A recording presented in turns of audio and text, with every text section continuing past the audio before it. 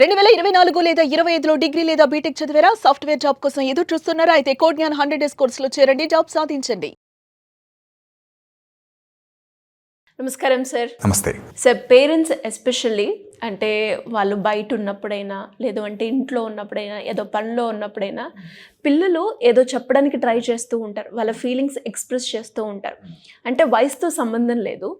అలా పిల్లలు ఎప్పుడైనా కూడా వాళ్ళ ఫీలింగ్స్ని ఎక్స్‌ప్రెస్ చేసే ప్రాసెస్‌లో పేరెంట్స్ దాన్ని కనుక ఇగ్నోర్ చేస్తే ఎలాంటి ప్రాబ్లమ్స్ వస్తాయి సార్? ఇది చాలా సెన్సిటివ్ టాపిక్. ఎందుకంటే ఇది ఇనీషియల్ స్టేజ్ నేను 2గా డివైడ్ చేస్తా. ఏజ్ ప్రకారం ఇనీషియల్గా 2.5 years ఒక స్టేజ్ పుట్టిన నుంచి 2.5 నుంచి నెక్స్ట్ స్టేజ్. ఇనీషియల్గా మనం హ్యాపీగా ఉన్నప్పుడు కిడ్ మన దగ్గరికి వస్తే రిసీవ్ చేసుకుని ఎగిరి గంతేస్తాం. అదే మనం మూడ్ ఆఫ్ ఉంటే కిడ్ సేమ్ అదే ప్యాటర్న్ వచ్చినప్పుడు బయటికెళ్ళు అనేస్తాం. ఎందుకంటే అది అలా అనగానే ప్రాబ్లం లేదు. బికాజ్ మనకి తెలుసు మనం కరెక్ట్ చేస్తున్నాం అన్న సిచ్యువేషన్ ఉంటో వాళ్ళకి తెలియదు. మనం కరెక్ట్ అనుకుంటాం. కానీ అదేంటి నాన్న రాంగ్ ఫీల్ అయ్యాడు, నేనేమో తప్పు చేశానా అంటే ఈ టైంకి వెళ్ళకూడదు అయితే.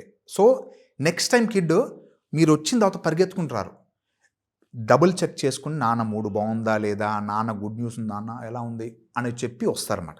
అంత క్యాషువల్. అండ్ అది దట్టు అమ్మ నాన్న కలిసి మాట్లాడుతున్నారు, వీళ్ళు తిట్టుకున్నారా కొట్టుకున్నారా, మూడు బాగుందా లేదా, నేను నిజంగా రావచ్చా నా దగ్గరికి, యాక్చువల్గా ఏదో చెప్పాలనుకున్నాను అర్జెంట్గా ఫస్ట్ చెప్పేస్తుంటారు. అంతా వినేస్తున్నారు, ఓ వెరీ గుడ్ ఎక్సలెంట్ అని చెప్పేస్తుంది. తర్వాత ఈ స్టేజ్ దాటగానే మన రిసీవింగ్ ఉండదు, ప్రెషర్ పెరిగిపోతుంది. మన అఫీషియల్ ప్రెషరు పర్సనల్ పెట్టేస్తాం, వైఫ్ ప్రెషర్ కిడ్ పని పెడతాం. అందుకే అమ్మ నాన్న మాట్లాడినప్పుడు పేరెంట్స్ లాక్ చేసుకుని మాట్లాడుకోవాలి.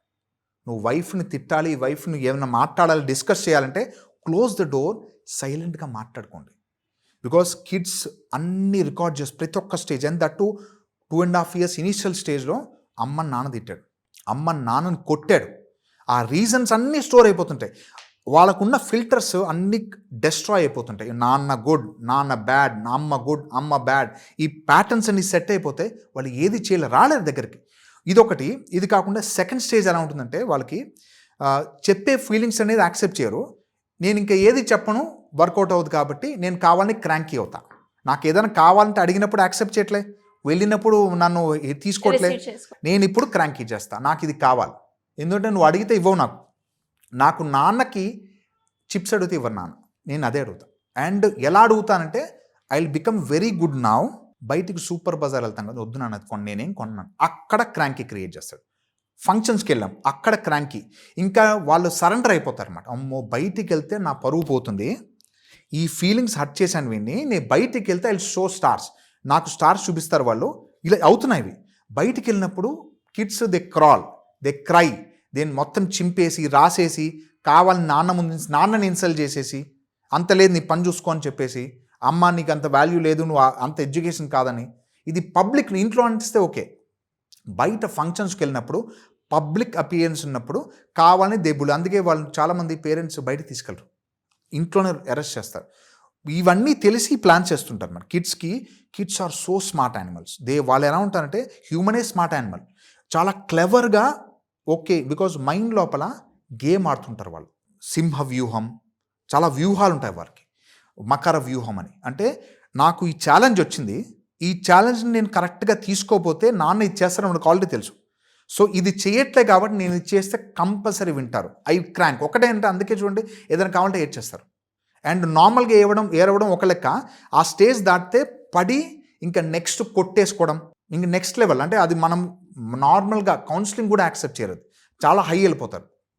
దీనివల్ల పేరెంట్స్కి మెంటల్ పీస్ పోతుంది. వాళ్ళు కావాలని డిసైడ్ అయిపోయి హాస్టల్ వేసేస్తారు.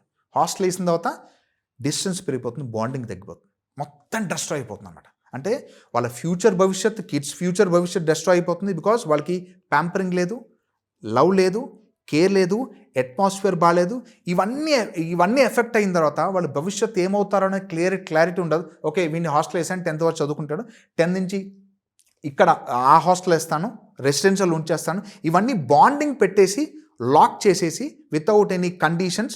నువ్వు నేను చెప్తే ఇది చేస్తా కూడా కాదు, నువ్వు చెయ్యాలంతే. Only 1 version, no 2 version, no choice.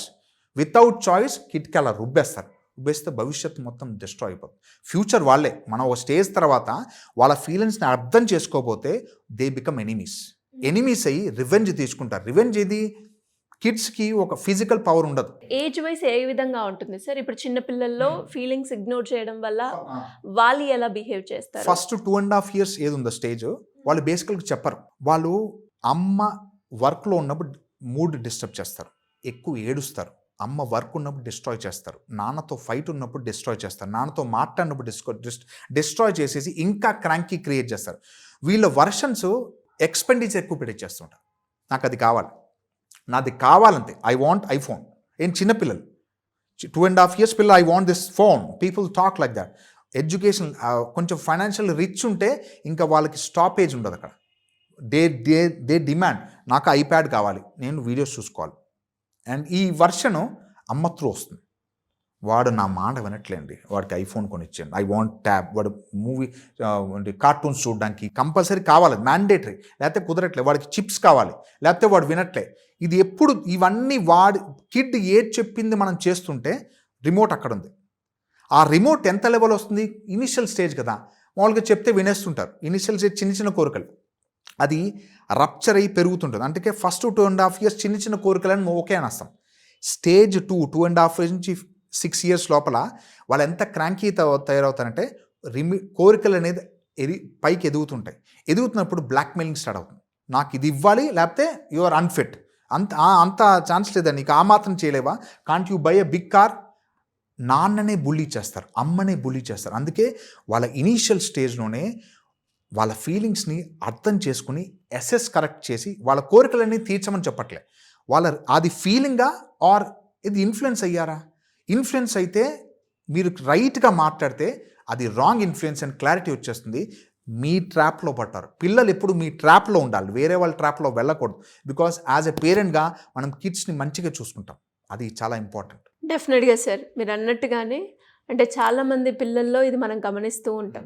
అంటే పేరెంట్స్ దగ్గరికి వెళ్ళేదో చెప్పాలి అనుకుంటారు, కానీ తెలియకుండానే వాళ్ళిద్దరి మధ్య ఒక డిస్టెన్స్ని క్రియేట్ చేసుకొచ్చింది. అవును, కిడ్స్ చాలా ఇనిషియల్ స్టేజ్లో అంట మాటలు రాని ఆర్ 2.5 years స్టేజ్లో వాళ్ళు ఓన్లీ చూసి నేర్చుకుంటారు. వాళ్ళు మాట్లాడడం ఒకటి, మనం మాట్లాడుతున్న నాన్న చదువుకో అంటే కాదంట.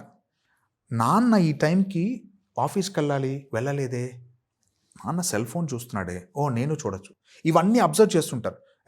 అంటే వాష్రూమ్కి వెళ్ళాం, కాళ్ళు కడుక్కో, నీ టవల్ మడత పెట్టక్కడ.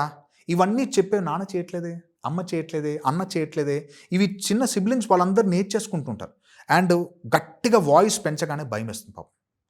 కిడ్స్ రాలేరు, వాళ్ళ ఫీలింగ్స్ షేర్ చేయలేరు. అందుకే వాళ్ళ ఫీలింగ్స్, ఇంట్లో ఉన్న ఫీలింగ్స్ అయితే ఓకే, స్కూల్కి వెళ్ళినా ఎక్కడికైనా వెళ్ళినా అక్కడ ఏమన్నా మొలైస్ అయినా, ఏం ప్రాబ్లం వచ్చినా, ఏదైనా చెప్తే నాన్న అమ్మ తిడతారు, ఎందుకు వచ్చిన గోల ఆపేసుకుంటారు.